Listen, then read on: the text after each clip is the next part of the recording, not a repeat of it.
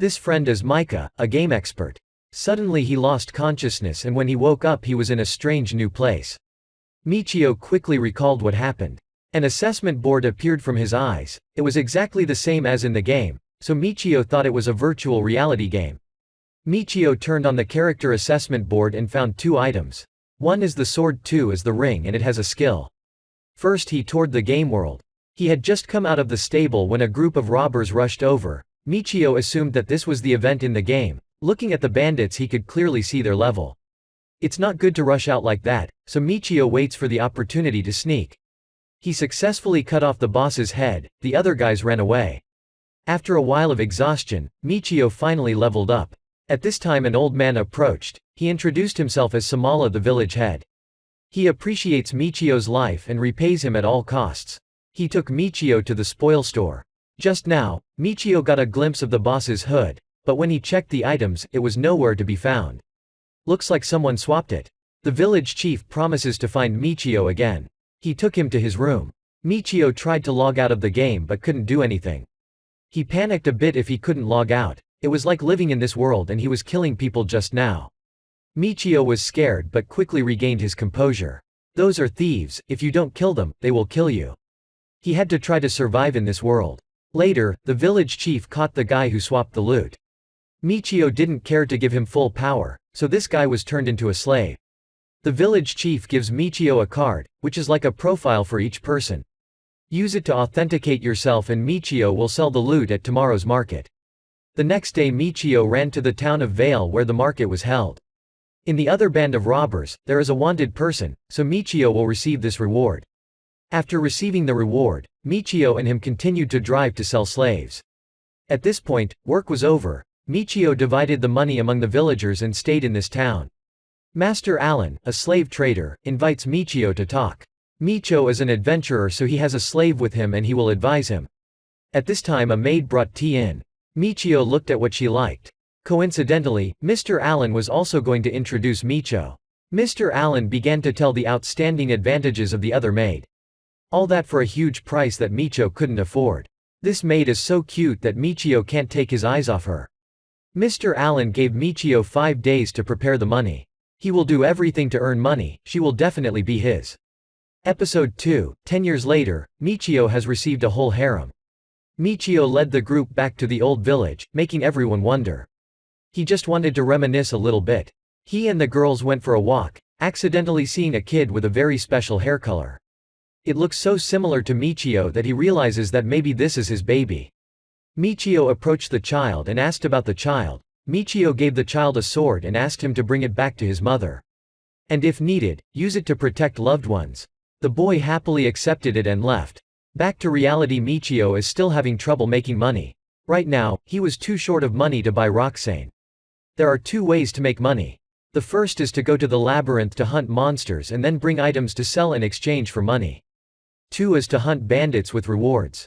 However, Mr. Allen did not encourage Michio to do this. If you kill too many bandits, the reputation will spread far and wide, then you will become their target again. After thinking for a while, Michio decided to enter the labyrinth. Before that he had just upgraded his sword.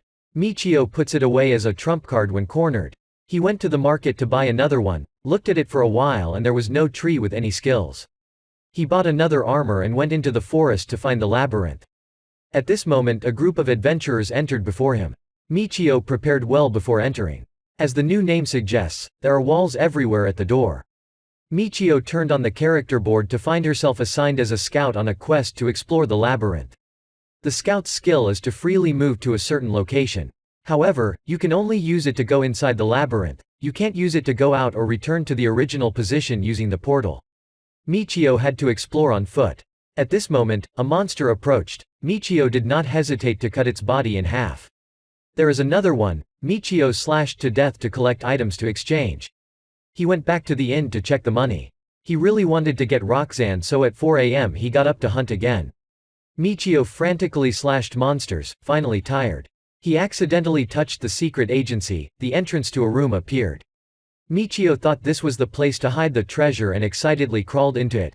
But not waiting for him in the other room were countless monsters. Michio couldn't cut it anymore. Michio had to pull out his treasured sword. After a while, Michio successfully suppressed the monsters. Michio collected the items and left. He darted into the crowd to see what was going on. Everyone was talking about the thief.